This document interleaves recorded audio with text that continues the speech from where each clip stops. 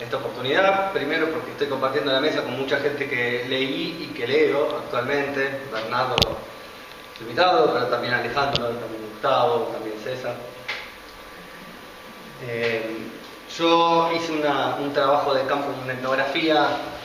sobre la Escuela Científica Basilio, que devino después en 2 tesis diferentes,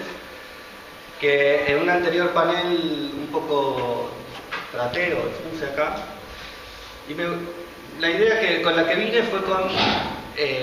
plantear 3 temáticas, 3 problemáticas en realidad que tuve yo para tratar el tema de espiritismo de la Escuela Científica Basilio específicamente,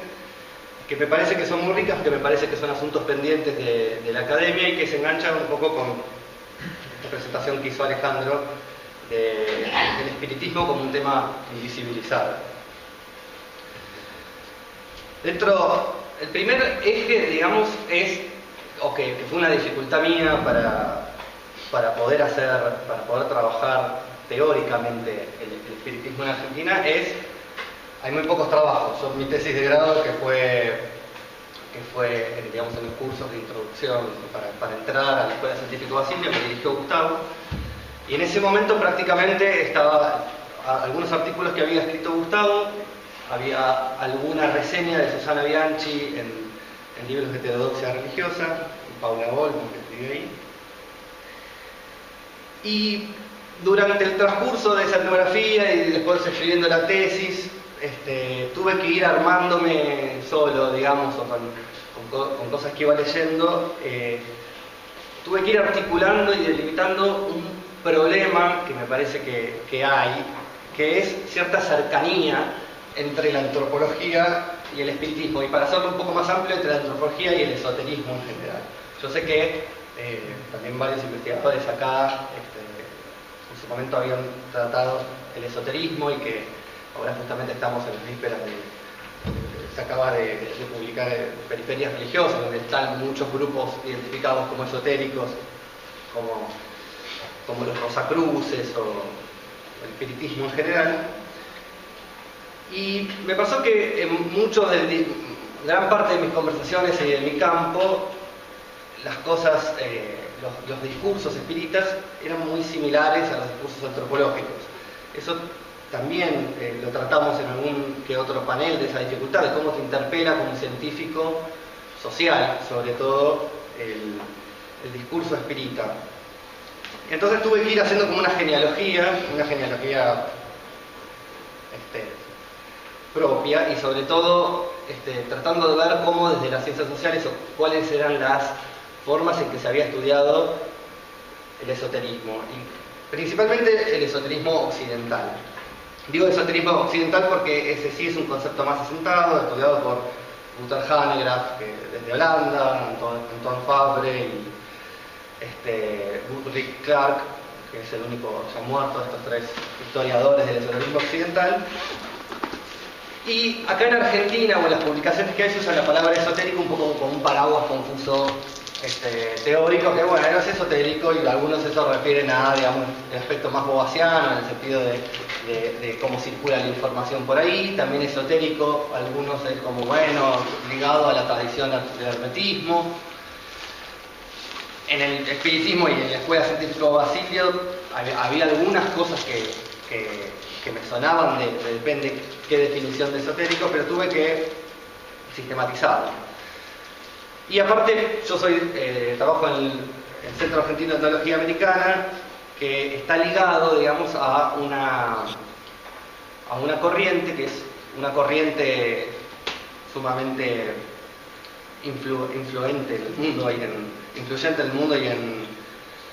también en el inconsciente popular, no solo en la academia, que es el círculo de Eranos. Los mayores principales y referentes son Carl Jung y Mircea Eliade. En este centro publicamos las revistas mitológicas, y todo lo que es el estudio sobre mitologías en la antropología en general fue bastante influido, primero por el círculo de Eranos, que era un círculo que se juntaba, que aparte incluía varios antropólogos como Henry Corbin, islamistas, etc., y que a partir del 80, cuando se disuelve, después va a ser reconstruido, se muda al Instituto Esalen de California, desde donde está con, o sea, desde donde dan clases y donde pasa Bateson, donde pasa Thomas Watts, pasan, digamos, se hace ahí la síntesis que después va a devenir en Nueva Era, en conceptos por el estilo. Entonces, primero que nada, quería reconocer o plantear que esta línea teórica, está muy, o sea, todo lo que estudiamos antropología y en el estudio de la religión, todo el estudio de lo que es la mitología, está muy influida por el círculo de Léranos. El círculo de Léranos en sí mismo está muy influido por el esoterismo, por lo que se puede llamar el esoterismo occidental, sobre todo las lecturas de René Guénon, etc. Lo que quiere decir esto es que en el fondo lo que subyace, digamos, lo que pone a todos en conjunto en esa línea teórica, es una creencia en una trascendencia y una reacción ante la historia. Hablan del horror de la historia, justamente de que hay que crear una teoría para salvarnos del horror de la historia. Eso entre el 70 y más o menos 1992 está absolutamente ligado a la forma en que se estudia desde las ciencias sociales el espiritismo, por ejemplo, y en general las corrientes esotéricas. Después, en 1992, o a partir de ahí en el mundo, digo, no solo en Argentina, empiezan a surgir estudios que reconocen el esoterismo como un campo a por estudiar en las ciencias sociales, unas ciencias sociales que van a estar bien definidas por la herencia durkheimiana, y por ende por el concepto de religión ligado a las grandes religiones universales, como la Iglesia Católica, el Islam, etc. Y aparte, por esa definición durkheimiana en donde empiezan muchas tesis de, bueno, la religión es una comunidad moral, o sea, de creencias, y que aparte subyace a esa definición durkheimiana una definición más cognitiva, que es la diferencia entre representaciones y sensaciones. Las representaciones como públicas, como material en donde podíamos trabajar, y las sensaciones como efímeras, privadas, no material de lo que vendrían a ser las ciencias sociales. Esto ya implica, digamos, un problema para quienes estudiamos espiritismo, en donde la mediunidad está fuertemente basada en el registro y la sistematización de sensaciones, y después pasadas, digamos, a representaciones o a un lenguaje específico. Después otra corriente teórica, estoy más o menos en las 5 formas en las que se va estudiando el esoterismo en general, pero el espiritismo en concreto, es también la del secreto y la del esoterismo como formas de circulación de la información. Acá nosotros los antropólogos tenemos a Boas, digamos, con ese famoso artículo, pero también está Simmel, que hace un trabajo sobre sociedades secretas a las que asistió y perteneció. Y está también Bourdieu, que en algún momento habla del esoterismo como un capital social en la circulación de conocimientos. Generalmente, desde las ciencias sociales tenían cuando empezaron, digamos, los primeros trabajos sobre esoterismo y sobre espiritismo, tenía esta cosa de diferenciarlo, de no darle el estatus al principio, ¿no? Estoy hablando de religión, sino que caía en culto, secta. Era algo que, por un lado, se veía como individualista, se veía como un producto del sistema, también fuertemente influenciado por Adorno, bueno, en general por el materialismo dialéctico, pero Adorno, no sé si en Mínima Moralia tiene un texto que se llama Las 9 tesis contra el ocultismo, en donde llama, por ejemplo, habla de que el ocultismo es la metafísica de los mentecatos, por ejemplo, lo destroza así de una. Y después hay otro momento que quizás algunos de los aquí presentes operaran, digamos, este pasaje entre bien la definición durkheimiana, la forma más clásica de las ciencias sociales de encarar el tema espiritismo o esoterismo en general, que es el análisis del discurso esotérico. Esto también influenciado por Michel Foucault, que,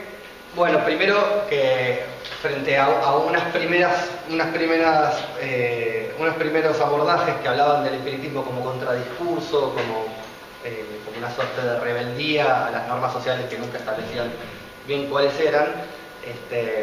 Michel Foucault empieza a hablar, bueno, en realidad hay procesos discursivos en toda sociedad, no simplemente en lo religioso, que van a definir, digamos, otros discursos, unos discursos otros como insalubres, generalmente malos, etc. Y hay otra, digamos, gran forma de abordar el esoterismo que es, digamos, de una perspectiva histórica, sobre todo del 2012, ahí con Wouter Hanegraaff quizás el historiador holandés más conocido como Anton Fabre del esoterismo occidental, y que me gustaba a mí. Ahí encontré, digamos, una definición útil, que propone el esoterismo occidental como básicamente una categoría que funciona como una bolsa de gatos con todos los discursos que son rechazados por el discurso ilustrado del siglo XVIII y la ciencia y la racionalidad. Digo esto ¿por qué? Porque bajo este mote de esoterismo occidental, muchas veces cuando se lo evoca en los trabajos que tenemos, algunas veces es en relación al manejo de la información de manera secreta o a lo iniciático o a lo arcano. Otras veces tratan de meter todo en una tradición que vendría a ser la tradición del hermetismo, que puede ser hasta greco-egipcia, y tampoco todos los discursos del esoterismo pueden entrar ahí. Y me parece que simplemente como este salón de detención de discursos que están rechazados por el cientificismo, la ilustración y la racionalidad, funcionaba mejor. Traigo esto porque está muy pegado a una cosa que es central en la identidad espírita en general y en la Escuela Científica Basilio también, que es el par ciencia-religión. En la Escuela Científica Basilio, ahora justo que estaba Bernardo haciendo un poco la recapitulación de la historia espiritista, la Escuela Científica Basilio empieza a tener un lugar preponderante en Argentina, se conforma como ese otro distinguido de la Iglesia Católica en el 43, porque durante la década infame se abole la ley de educación laica, pública y laica, acá hay un paréntesis que es: los primeros 14 presidentes argentinos son masones, digamos, para que empezamos a entender el nivel de influencia en la Argentina, las revoluciones, San Martín, todo, se manejaban dentro de logias masónicas. Y con masonería, básicamente lo único que quiero marcar, aparte de estar dentro de esta categoría de esoterismo, son dos cosas que son bastante relevantes dentro de esta categoría, que una es la noción de la salvación a partir del conocimiento. Esto no es exclusivo del esoterismo, también está el gnosticismo y el misticismo, pero es preponderante, el anticlericalismo,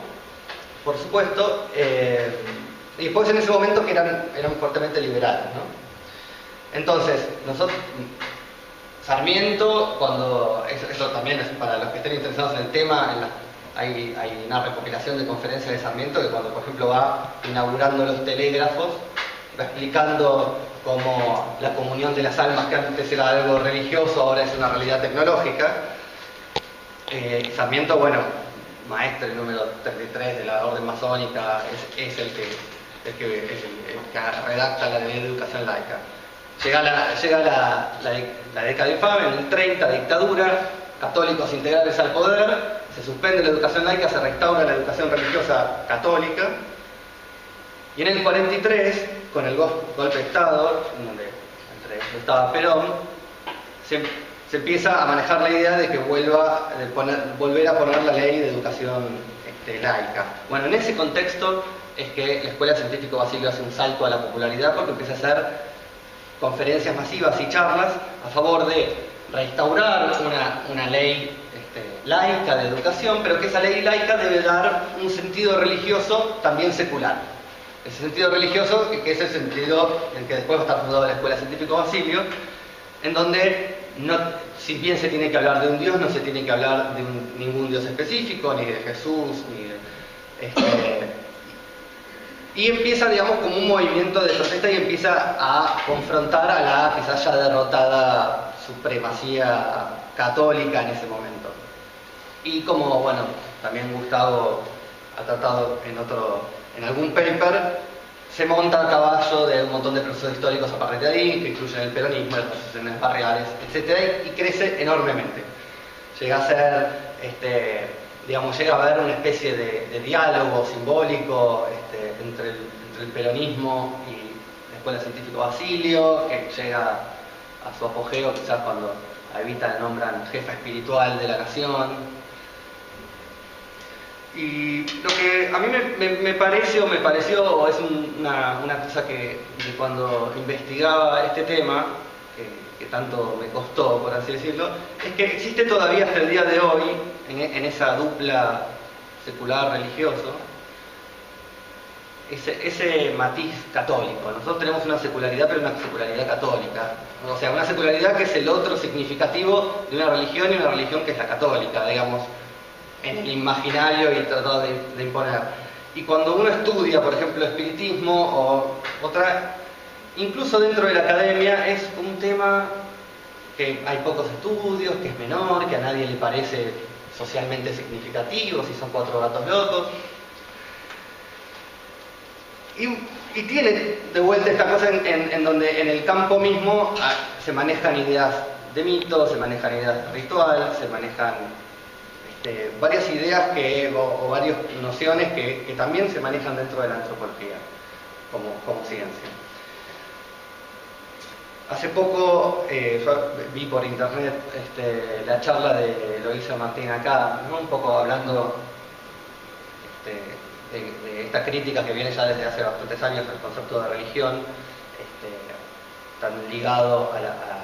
formas institucionales de religión y cómo tenemos que pensar en prácticas religiosas disgregadas, etcétera, como lo sagrado. Y me pareció a mí que, o me parece todavía como un asunto pendiente, algo que claramente no puedo hacer yo solo, ni Gustavo y yo, ni Gustavo y Juan Corbeta también. Por más lúcidos que son realmente los trabajos que hay sobre espiritismo, y en esto me refiero sobre todo al trabajo de Gustavo y al trabajo de Juan. Juan tiene un trabajo, Juan que hoy no puede estar presente, pero tiene un trabajo buenísimo de recopilación histórica, Juan y Elizabeth Moreno, Juan Corbeta y Elizabeth Moreno. Nos falta todavía, me parece, una conceptualización o un campo en donde poder hablar de estos temas, y es el campo quizás un poco más amplio del esoterismo occidental en Argentina. De las formas en que se dio, de las formas en que se dan estas ideas de la salvación a través del conocimiento. Por ahora simplemente lo tenemos ubicados, digamos, como religiones periféricas o como heterodoxias religiosas, pero hay algunas tramas de significados que recorren lo que vendría a ser el campo esotérico, o lo que en un futuro podríamos... Hablo del campo esotérico y de vuelta como una construcción teórica, o sea, como una construcción académica, como algo que... Pero hay algunas tramas que lo cruzan, que todavía no tenemos desarrolladas suficientemente. Por ejemplo, esa lógica de sistematización de la ciencia, de la religión secular o la ciencia religiosa, en cierto punto organiza muchas de las prácticas de curanderos, digamos, prácticas que podríamos llamar sagradas o religiosas disgregadas, en la forma, por ejemplo, en que los tarotistas y que los curanderos tienen que mostrar una lógica subyacente a la forma en que generan adivinación, etc. Por supuesto, dentro del esoterismo occidental, las corrientes más conocidas, o las dos grandes representaciones, son la teosofía y el espiritismo. Acá también me parece que estamos haciendo el juego un poco a la representación católica, ¿no? Porque nosotros hablamos todos de espiritismo acá, cuando en realidad el espiritismo es el espiritismo kardeciano, que es el espiritismo de Allan Kardec, el francés, y es un espiritismo que específicamente surge en contraposición a la Iglesia Católica. Y en Argentina no solo tenemos espiritismo kardeciano, tenemos muchísimo espiritualismo sajón, espiritualismo que viene de Estados Unidos. Yo estuve en la Universidad de California en el 2014 y pude conocer ahí una profesora que se llama Catherine Alvarez, que hace historia de las religiones. Y en Estados Unidos está la corriente que ahora estoy llamando, o el campo que estoy llamando esoterismo occidental, llamado metafísica. Y ahí lo traje, después si querés lo voy a circular. Hicimos un esquema de relaciones entre expresiones de ese campo metafísico de Estados Unidos y yo les iba mostrando, iba googleando a veces cuáles estaban en Argentina, hay un montón en Argentina. Y digamos, para no ir más lejos, la principal herencia o el principal puntapié para el espiritualismo en general, o sea, que después del espiritismo va a ser su cara más conocida, es la obra de Emanuel Swedenborg, que es un sueco que tiene científico y que tiene una revelación y que plantea los primeros ejes doctrinales que todavía se mantienen hasta hoy. Y Borges hace una conferencia, abre una universidad en el 72 hablando de Swedenborg, y Macedonio Fernández escribe no todo es de vigilia, los ojos abiertos, en cartas con William James sobre el Mind Cure, digamos, sobre la intelectualidad, sin hablar de arte, de un montón, sobre la intelectualidad argentina y también sobre la misma escuela científica Basilio. La influencia del espiritualismo americano, estadounidense, es gigante. Sobre todo, pues se puede decir desde el 70 para acá, recién cuando Bernardo hablaba de cómo el centro de la Confederación Espírita Conservador avanzaba sobre las periferias para controlarlos en momentos de crisis social. Yo pensaba, la crisis social acá nosotros la venimos teniendo hace bastante, y en el 70, o sea, es justamente el momento en que en la Escuela Científica Basilio empieza a haber un avance de el círculo o el centro doctrinal y aparte institucional de la institución sobre esas periferias que Hilario Fernández, que fue el director anterior y el pleno peronismo, había abierto sobre todo. Bueno, a partir de ese avance, que hay una fuerte necesidad de controlar la doctrina, de controlar la mediunidad, etcétera, se empiezan a tomar prestados formatos de publicación, discursos, etcétera, de Brasil y de Estados Unidos. Entre ellos hay un cambio en que la terminología, que antes era mediunidad, después pasó a ser percepción espiritual, después sentido espiritual, y hoy en día es intuición, ¿no? En los trabajos que tenemos acá, que tenemos en Argentina sobre espiritismo en general, que son muy lúcidos, es decir, yo siempre en mi tesis iba un poco corriendo detrás de los papers de Gustavo, que como francotirador iba tirando cosas muy bien puestas, pero dentro del grupo que se armó alrededor de esoterismo hubo dos conceptos, digamos, fuertes o muy útiles para implementar para cualquier investigador que esté sobre el tema, que era uno el de pertenencia remota y el otro el de identidades precautorias. El de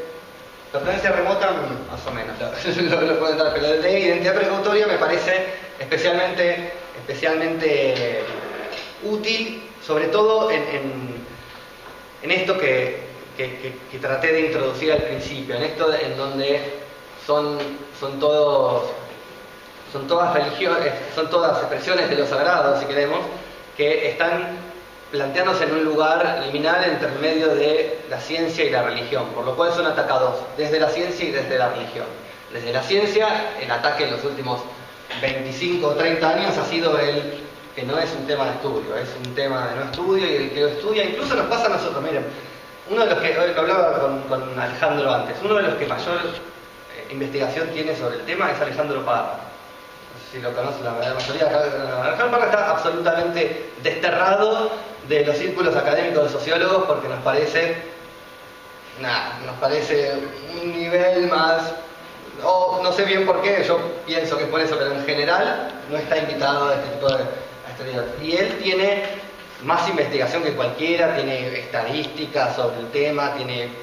contacto con absolutamente todos los mediums que hay y hubo en Argentina. Entonces, digamos, lo que quiero decir es, el primer punto, digamos, que me parece central para cualquiera que está intentando investigar esto es, existe cierta resistencia académica acá y sobre la producción que se basa en esa distinción entre una ciencia secular y la antropología o la sociología de la religión como el agente de esa ciencia secular sobre las religiones y lo religioso. Entonces,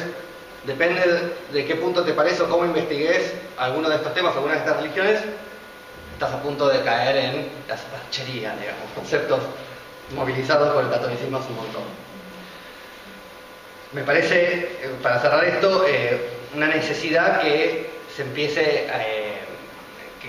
que empiece a haber un corpus de investigadores que estemos investigando el conjunto de las religiones esotéricas o el esoterismo occidental, porque aparte hay muchas cosas para discutir. Uno habla de esoterismo occidental, pero el esoterismo occidental pegó mucho en Oriente también. El budismo Nichiren tiene muchísimo que ver con esto, la figura del pedagogo y la escolaridad que es tan fuerte en el espiritismo, que es tan fuerte en la escuela científico Basilio, también va a tener en el Emoto, en Japón, y en el Nichiren un montón de resonancia, o sea que tan occidental tampoco es. Después también hay otra cosa interesante dentro de este mismo tema, que es hay como una beta postcolonial, porque todo el conocimiento y toda la tradición hermética del hermetismo viene de África, viene de Egipto, en primer lugar, o sea, niega a Grecia como el principio del conocimiento occidental, sino que lo vuelve a relocalizar sobre Egipto, y en Egipto muy ligado a la cultura bantú de África, etc. Dussel o algunos de teóricos, en algunas compilaciones de libros coloniales hay alguna cosita sobre espiritismo en Cuba, creo. Bueno, el segundo que me parece ya no es una carencia, sino que me parece, digamos, un campo de oportunidad, que es un tema central en el espiritismo y que fue tratado en Brasil también bastante más, es el tema de, voy a decir religión para no estar todo el tiempo problematizando el término, religión y medios. Obviamente el espiritismo es el epítome, digamos, es un especialista religioso, se llama medium, y entonces la religión y los medios en el espiritismo tienen un lugar muy fuerte contraste para investigar. Ahí hay un libro de Mariano Brey Laplantín que se llama Omesa o Libro, que en un momento habla del espiritismo como un sistema de comunicación total, así viene haciendo alusión a Durkheim de vuelta y a esta cosa de que incluye todas las dimensiones de la vida social. A mí hay dos cosas que me interesan y que no tengo del todo desarrolladas, pero que estoy trabajando en eso específicamente. Me interesa mucho el tema de medios y religión. Uno de esos temas dentro de medios y religión es rescatar, no sé si se acuerdan, del 60 hay un canadiense muy conocido que se llama Marshall McLuhan, que es el principio de los teóricos de la comunicación, cuyo principal teoría o frase era "The medium is the message". Yo cuando estaba estudiando espiritismo, de repente me crucé con "The medium is the message" y me empecé... Y a lo que apunta "The medium is the message" es a que siempre es más importante, tiene más impacto social la aparición de un nuevo medio que cualquier contenido que pueda pasar por ese nuevo medio. O sea, fue más importante el cambio social que nos trajo la luz eléctrica en relación al día y la noche que cualquier conversación que pueda haya iluminado la luz eléctrica. Y hoy en día, digamos que estamos todavía procesando el impacto de las redes sociales y están empezando a surgir, bueno, empezando hace 10 años, pero están empezando a surgir los trabajos sobre religión y medios digitales, y donde aparte, y esto también es muy ligado al espiritismo, hay tanta ingeniería social basada en lo que es visible y lo que es invisible. Me parece que es un momento, digamos, como que trabajos sobre los medios en el espiritismo, bueno, hay todo un desarrollo ligado al telégrafo y la idea de medium. Anthony Enns es un investigador que de hecho plantea como las demandas culturales, hay un set de demandas culturales que funcionaban a principios del siglo XVIII, tanto para los espiritualistas como para los medios de comunicación. Entonces la comprensión del medio del espacio, del tiempo del espacio, de repente la aparición de comunicaciones virtualmente instantáneas entre lugares y tiempos, tanto en su momento con el telégrafo como con los medios, ¿no? que nos conectaban con tiempos lejanos o con espacios lejanos. Ese me parece un tema central, y me parece, dentro de ese tema, que ya está bastante desarrollado, o sea, no estoy diciendo que no empezó, pero me parece especialmente interesante aquellas perspectivas que estudian la religión como un medio, más que la religión y los medios, lo sagrado como un medio en general. Bueno, y por último, que en realidad lo tendría que haber dicho antes, de estas tres temáticas que me parecen que están por estudiar y que son interesantes y que tienen muchísima resonancia dentro del espiritismo en Buenos Aires, y que es el espiritismo, digamos, un campo muy fértil para hacer cualquier tipo de estos estudios. Tiene que ver con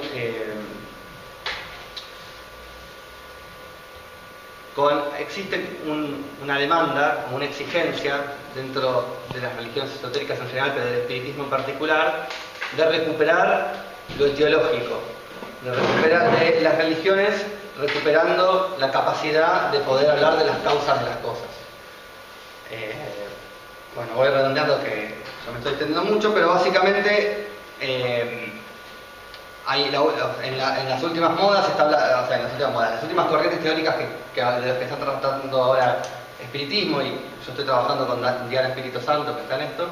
están fuertemente con el giro ontológico, el reconocer una pluralidad de ontologías. A mí tengo ciertas precauciones con esto. Me parece que estamos asumiendo que la ciencia y que Occidente tiene una ontología específica y que las demás son otras ontologías, cuando en realidad me parece que hacia dentro de la ciencia, como decía antes, conviven un montón de ontologías, un montón de, como les mostraba antes, si uno agarra estudios sobre el misticismo o sobre mitos, existe una ontología, etc.